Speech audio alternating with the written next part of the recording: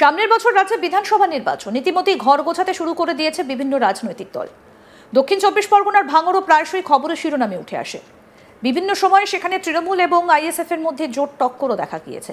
এবার সেই ভাঙড়ে আরো বড় খবর, যে ভাঙড়ের বিধায়ক আইএসএফ নেতা নওশাদ সিদ্দিকী, সেই ভাঙড়ে এবার আইএসএফ এ ভাঙন। 2026-এর বিধানসভা নির্বাচনের আগে প্রায় 30 জন কর্মী সহ তৃণমূলে যোগ দিলেন আইএসএফ এর অঞ্চল সভাপতি। ভাঙড় 1 নম্বর ব্লকের নারায়ণপুর 2 গ্রাম পঞ্চায়েতের এক রাজনৈতিক কর্মী সভায় ক্যানিং পূর্বের বিধায়ক শওকত মোল্লার হাত ধরে তৃণমূলে যোগ দিলেন আইএসএফ এর অঞ্চল সভাপতি ইসমাইল মোল্লা সহ প্রায় 30 জন আইএসএফ কর্মী। আর এই দলবদলকে ঘিরে রীতিমতো চর্চা শুরু হয়েছে ভাঙড়ে। দাপুটে তৃণমূল নেতা শওকত মোল্লার ভয়ে কি এই দলবদল, এমন প্রশ্ন তুলতে শুরু করেছেন কেউ কেউ। যদিও সত্য তরুত্যাগী নেতা ইসমাইল মোল্লার দাবি, আগে তিনি তৃণমূলই করতেন, আইএসএফ নেতাকর্মীরা তাকে ভুল বুঝিয়েছিলেন। তবে ভুল বুঝতে পেরে এবং এলাকার তৃণমূলের উন্নয়ন দেখেই ফের তিনি আইএসএফ ছেড়ে ঘাসফুল শিবিরে যোগ দিয়েছেন। কি বলছেন তৃণমূলে যোগদানকারী ইসমাইল মোল্লা, শুনবো।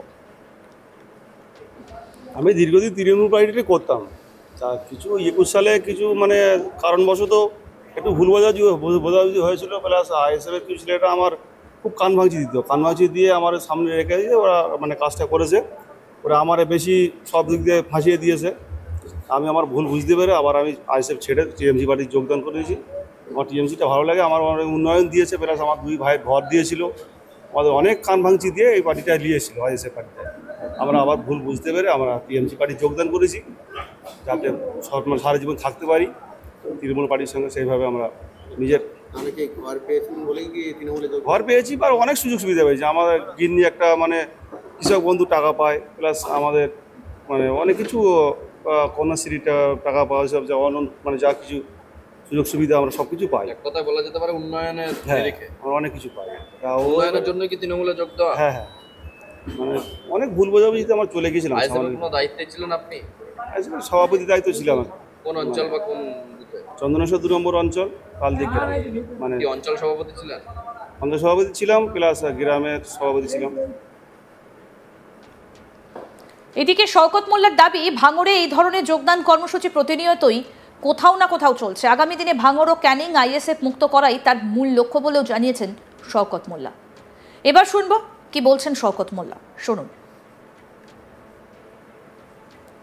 তো প্রত্যেকটা দিন চলছে, আইএসএফের শেকড়টা ভাঙনের মাটিতে আগামী দিনে তুলব, এটাই হচ্ছে আমার শপথ। এবং আমার সহকর্মী যারা আছে তারা সকলেই একমত। আমরা একটা টিম ভাঙড় এবং টিম ক্যানিং হিসেবে এই লড়াইটা করছি।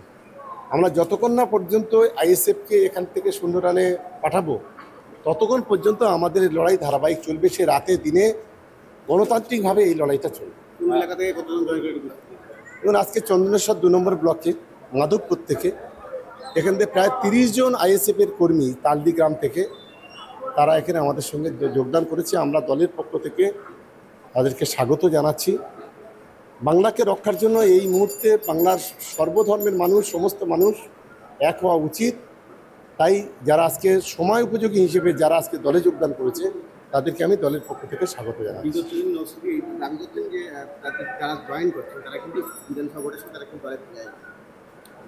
এখন সেই আঙ্গুর ফল না পারতে পারলে টক, কে বলেছিল আমি ওটা বলবো না, এর হচ্ছে সেই অবস্থা। ওই স্বপ্ন নিয়ে বেঁচে থাক, সময় কথা বলবে। ভোট গণনা যেদিন হবে চোখে সর্ষের ফুল সেদিন দেখবে। আপনার এগেনস্টেই ভোটে দাঁড়িয়েছিল শাহাবুদ্দিন সিরাজি, তারই এলাকা থেকে আজকে যোগদান কতটা আপনাদের দলের শক্তিশালী হবে বলে? দেখুন, একটা সোনাচর ছিল, আপনারা জানেন, বসিরহাটে বাড়ি, বম্বে কাজ করতো। একে কোনো গুরুত্ব, সেখান থেকে সোনা চুরি করে নিয়ে এসেছিল। একে আমরা গুরুত্ব দিতে নারাজ। তারপরে ওখানে আগরাটি গ্রাম পঞ্চায়েত, যেখানে ওর বাড়ি, ও সেখানে থাকতে পারেনি, ও এখানে চলে এসেছিল। মামার বাড়ি না কার বাড়িতে থাকে, এসবকে গুরুত্ব দিই না। একটা চোরচামারের কথা বেশি না বলাই। আপনাদেরকে বহিরাগত বলে একাধিক সময়, তাহলে কি এক কথায় বলা যেতে পারে শাহাবুদ্দিন সিরাজি বহিরাগত? আমরা তো এই মাটিতে জন্মেছি, এই ক্যানিং পূর্ব আমার জন্মভূমি, আমার মাতৃভূমি। বহিরাগত শুধু শাহাবুদ্দিন নয়, সিরাজি নয়, নওশাদ তো বহিরাগত। 26 ইলেকশনে আজকের বহিরাগতরা এসে এই ভাঙড় ক্যানিংকে ক্ষতবিক্ষত করার চেষ্টা করছে। এটা ভাঙড়ের মানুষ মেনে নেবে না, ক্যানিংয়ের মানুষ মেনে নেবে না। এর যোগ্য জবাব আগামী দিনে দেবে। যদিও এই প্রসঙ্গে আইএসএফ এর তরফে কোনো প্রতিক্রিয়া মেলেনি, গোটা ঘটনাকে ঘিরে শোরগোল পড়ে গিয়েছে ভাঙড়ের রাজনীতিতে। আমাদের এমএলএ সাহেব এসে গেছে, আর এমএলএ সাহেব সভা করবেন, বলুন।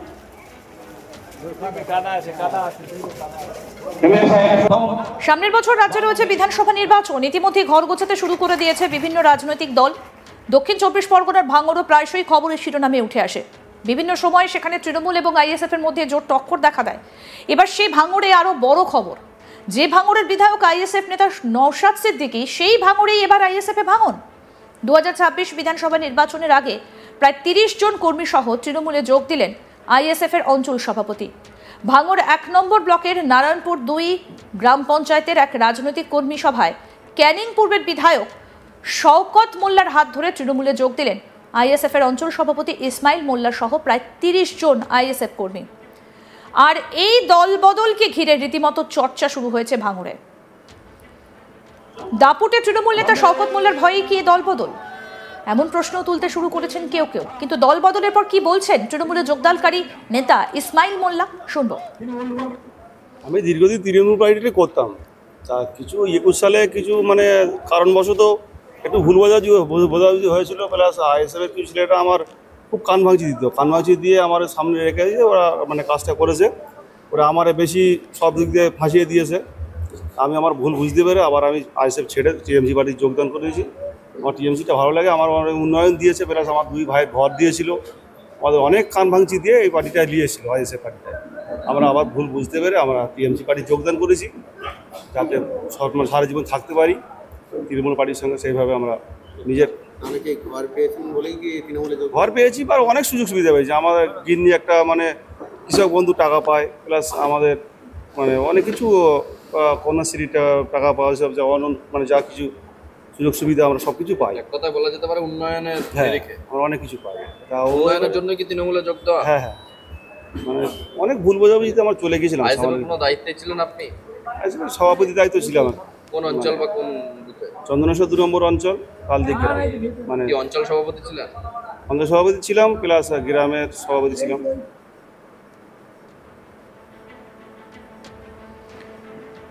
কি বলছেন শওকত মোল্লা, আসুন তার বক্তব্য আরেকবার শুনি। তো প্রত্যেকটা দিন চলছে, আইএসএফের শেকড়টা ভাঙনের মাটিতে আগামী দিনে তুলব, এটাই হচ্ছে আমার শপথ। এবং আমার সহকর্মী যারা আছে তারা সকলেই একমত। আমরা একটা টিম ভাঙড় এবং টিম ক্যানিং হিসেবে এই লড়াইটা করছি। আমরা যতক্ষণ না পর্যন্ত আইএসএফকে এখান থেকে শূন্য রানে পাঠাবো, ততক্ষণ পর্যন্ত আমাদের লড়াই ধারাবাহিক চলবে। সে রাতে দিনে গণতান্ত্রিকভাবে এই লড়াইটা চলবে। এলাকা থেকে কতজন জয় করে এবং আজকে চন্দনেশ্বর 2 নম্বর ব্লকে মাধবপুর থেকে এখান থেকে প্রায় 30 জন আইএসএফের কর্মী তালদি গ্রাম থেকে তারা এখানে আমাদের সঙ্গে যোগদান করেছে। আমরা দলের পক্ষ থেকে আরো আপডেট পেতে দেখতে থাকুন আজ তাক বাংলা। সাবস্ক্রাইব করুন, নোটিফিকেশন পেতে বেল বাটন অপশন প্রেস করুন, হোয়াটসঅ্যাপেও ফলো করুন আজ তাক বাংলা।